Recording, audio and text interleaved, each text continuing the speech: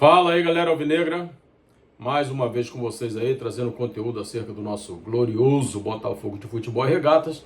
Vamos estar falando hoje aí sobre aquele jogo de ontem, diante da LDU, lá na altitude de Quito. Vamos analisar esse jogo aí e vamos estar trazendo a nossa análise acerca do que aconteceu ontem. Antes, pedindo a você que deixe o seu like, que deixe seu comentário. Pô, se você for novo por aqui e quiser dar aquela moral pra gente, se inscreva no nosso canal, aqui você é muito bem-vindo, valeu? Vamos estar falando sobre isso logo depois da nossa vinheta.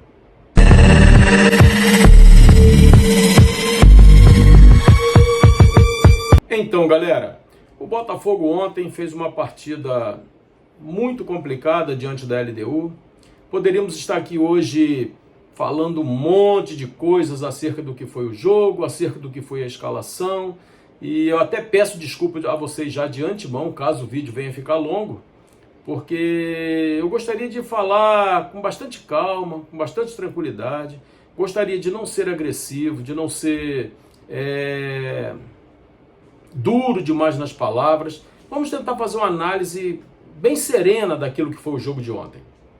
A realidade é que, como falávamos isso ontem, né, na live, a gente não pode chegar aqui na hora de gravar um vídeo para trazer um conteúdo para vocês e falar aquilo que realmente a gente pensa acerca do que pode acontecer num determinado jogo. A gente não pode fazer isso. Pô, aí a gente começa a ter dislike, começa a sofrer críticas por coisas que a gente está falando aqui dentro daquilo que a gente vê e daquilo que a gente entende de futebol. Então a gente não pode, a gente tem que procurar ser aqui ameno nas palavras, procurar ser cortês, procurar ser uma análise bastante otimista.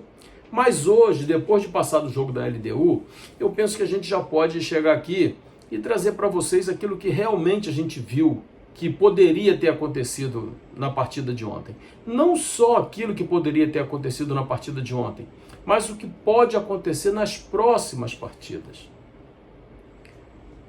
Não é segredo para ninguém o momento conturbado que vive o Botafogo. A gente bate nisso aqui reiteradamente.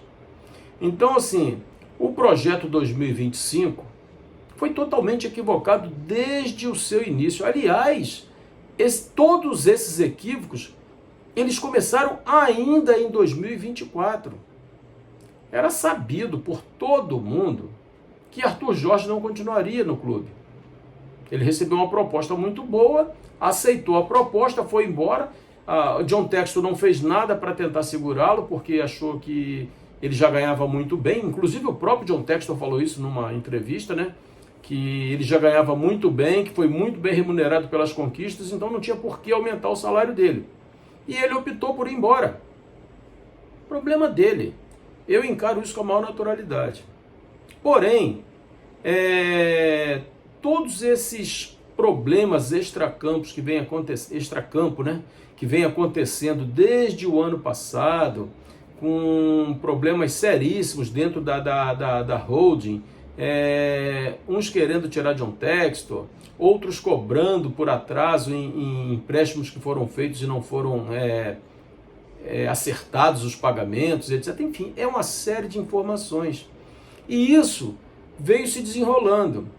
Associado a tudo isso, o John Textor passou o ano todinho, ou pelo menos esses 6 primeiros meses do ano, tentando resolver problema de Lyon, problema de rebaixamento, problema de dívida, de contas não pagas, gastou mais do que devia. Tudo isso foi gerando uma bola de neve muito grande que ficou muito difícil de todos controlarem. O resultado de tudo isso está repercutindo hoje no Botafogo. É muito bom ter uma empresa multiclubes, porque pode sair jogador daqui para lá, pode vir jogador de lá para cá, mas se a gente for analisar de uma maneira muito fria tudo o que aconteceu até hoje, o Botafogo não teve nenhuma vantagem a partir do momento que o Lyon foi adquirido pela Eagle. Nenhuma vantagem. Qual a vantagem que o Botafogo teve?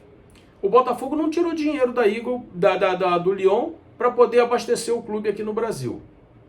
O Botafogo não trouxe jogador do Lyon para poder reforçar o time aqui no Brasil. O único que veio foi Jefinho, porque foi para lá. Aliás, né, o Adrielson também veio no finalzinho por conta do problema de zagueiro, que já acontecia naquela época, né, problemas com a zaga. Já naquela época acontecia isso. E Adrielson veio. Mas também Adrielson estava na baba do quiabo lá, não estava jogando, banco. Então Adrielson veio, realmente. Mas no mais, o que aconteceu, pelo menos as histórias que chegam para todos nós, é de que saiu dinheiro daqui para lá. Dinheiro da premiação de Libertadores, dinheiro da premiação de Campeonato Brasileiro, dinheiro da venda de Luiz Henrique. E são histórias que são contadas e a gente não sabe com quem está a verdade. Mas o fato é que tudo isso foi desencadeando para dentro do campo do Botafogo. A temporada nossa, aqui no Brasil, ela começa sempre em janeiro. Em janeiro já começa o Campeonato Carioca, que eu dou a mínima para o Campeonato Carioca, em termos de conquista. Mas o Botafogo tem a obrigação, eu sempre falo aqui, de ficar no mínimo em quinto lugar no Campeonato Carioca. Por que no mínimo em quinto lugar? Porque esse quinto lugar garante uma vaga na Copa do Brasil, que é uma competição que paga muito bem. Aliás, é a que paga mais aqui no Brasil. Se eu não estiver equivocado, eu acho que a Copa do Brasil paga mais até do que a Libertadores. Talvez eu esteja equivocado, mas eu acho que paga até mais. Se não paga, já pagou em algum momento, já pagou mais que a Libertadores. Então a Copa do Brasil, hoje nós não temos garantia de disputar a Copa do Brasil, porque o Botafogo ficou em nono lugar no Campeonato Carioca, com esse elenco. Jogou o time sub-20. Não interessa, porque na hora de contar a história lá na frente, eles vão dizer que o Botafogo, com um elenco caríssimo, não conseguiu se classificar para uma Copa do Brasil, através do Campeonato Carioca. Aí veio John Textor, não, porque o ano começa em abril. Como assim o ano começa em abril? Se até o Campeonato Brasileiro começou mais cedo. Aí, aquela coisa de trabalhar com Carlos Leiria, que era o cara que treinava a base, foi uma tragédia no Campeonato Carioca. Aí veio Renato Paiva, um trabalho muito questionado, um trabalho muito ruim, e culminou aí com uma vexatória derrota para o Palmeiras. Não porque o Botafogo tenha mais time que o Palmeiras, não é isso. É a maneira como o Botafogo se portou dentro de campo diante do Palmeiras. Poderia ter perdido jogando de outra forma. O Palmeiras é um grande time, mas o Botafogo deixou de jogar contra o Palmeiras. Aí Renato Paiva é demitido. Passa-se mais uns 20 dias, um mês, não sei, e vem o David Ancelotti. Primeiro trabalho dele como treinador. E eu não estou aqui questionando o treinador, se ele é bom, se ele é ruim. Eu acho até que ele tem potencial. Já falei isso, não vou voltar atrás. Ontem, ele foi muito mal na escalação do time ontem. Isso é um fato. Ele foi mal ontem na escalação do time. Ele deu mole. Mas eu não vou julgar o trabalho dele todo por conta de um jogo. Mas agora já serve de um ponto de reflexão para o torcedor, para aqueles que cobrem o Botafogo, sobre o trabalho dele. Precisa ser melhor observado. Vamos ver o que ele pode fazer daqui para frente. Porque ele veio, não conhecia o elenco, começou a rodar alguns jogadores, até aí está certo, ele precisa conhecer o elenco que ele tem em mãos, e fora fazendo bons jogos, né? Ele vinha de 100% de aproveitamento jogando fora, e dentro de casa os jogos do Botafogo têm sido assim deploráveis, né? Muito ruim, muito ruim. Eu falei no meu vídeo de ontem que nós tínhamos um ponto a nosso favor, que no mínimo a gente poderia levar essa decisão de ontem para os pênaltis, porque o Botafogo não havia perdido para a LDU por diferença de 2 gols jogando lá. Uma derrota de 1-0 e um empate de 0-0. Tínhamos algo a nosso favor, jogaríamos pelo empate. Mas a estratégia foi tão mal montada, que resultou com um gol aos 7 minutos. Até aí, tranquilo, porque quando nós jogamos com a LDU no estádio Newton Santos, nós fizemos um gol aos 13 segundos. Não conseguimos fazer mais gols. A coisa ficou difícil. A LDU fez aos 7. Se o Botafogo consegue segurar o resultado, o jogo, assim como a LDU segurou no Rio de Janeiro, poderíamos ter levado o jogo para pênalti. Poderíamos ter perdido os pênaltis? Sim, poderíamos. Mas teríamos feito, pelo menos, o time equatoriano suar um pouco mais. Mas o que se viu, assim como aconteceu no Rio de Janeiro, apesar da derrota da LDU no Rio de Janeiro, eu falei que eu achei que a LDU foi melhor que o Botafogo, porque marcou o Botafogo em cima, marcação alta, pegando o tempo todo. Acho até que a LDU teve mais posse de bola que o Botafogo, não que tivesse tido grandes oportunidades, mas jogou com segurança no Rio de Janeiro. E eu falei diversas vezes, 1-0 foi muito pouco para quem vai jogar na altitude. Teríamos que ter feito 2, 3 gols, e teríamos condições para isso. O time da LDU, com todo respeito ao time equatoriano, está classificado, vai jogar contra o São Paulo, pode passar pelo São Paulo, se aproveitando da altitude, pode. Mas o time da LDU não é melhor que o time do Botafogo. É um time limitado. Ou será que eu estou sendo clubista demais? O Botafogo fez uma péssima partida no Rio de Janeiro. E ontem foi a coroação de tudo aquilo que tem sido feito de errado ao longo desse ano. Estamos quase chegando no mês de setembro, quase chegando no mês 9, e a gente não tem ainda condições de falar nada a respeito do Botafogo de positivo. Tudo que a diretoria do Botafogo fez, tudo que John Textor fez, foi muito ruim esse ano. A gente bate palma para o Scout, bate palma para o John Textor, trouxe conquistas importantíssimas para a gente. Mas o que está sendo feito esse ano está muito ruim. E algumas coisas não têm explicação. Falávamos isso ontem na live lá no Fogo em Foco 7, do meu amigo Robson Coroa. Falávamos exatamente sobre isso. Teve um companheiro nosso que fez um comentário que eu achei sensacional. Ele disse o seguinte: para contratar Juan Cruz por 9 milhões de euros, para contratar Elias Manuel, acho que foi $1,5 milhão, para trazer Mastriani, foi assim, ó, foi desse jeito.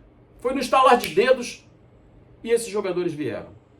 Hoje, o Botafogo está há mais de um mês sem zagueiro, fazendo proposta para um zagueiro que joga na equipe da Série B, e a equipe da Série B está fazendo jogo duro, porque o Botafogo hoje tem uma fome de mal pagador, porra.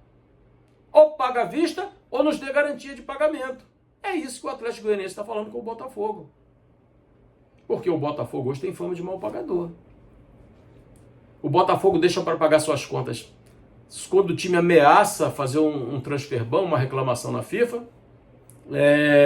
O Botafogo toda hora é motivo de comentários, principalmente por aqueles que não gostam do Botafogo, né? Que o Botafogo não pagou fulano, não pagou Beltrano, que o Botafogo está com a dívida de mais de 1 bilhão só de contratação de jogador. E aí quem tem jogador para vender não quer vender para o Botafogo.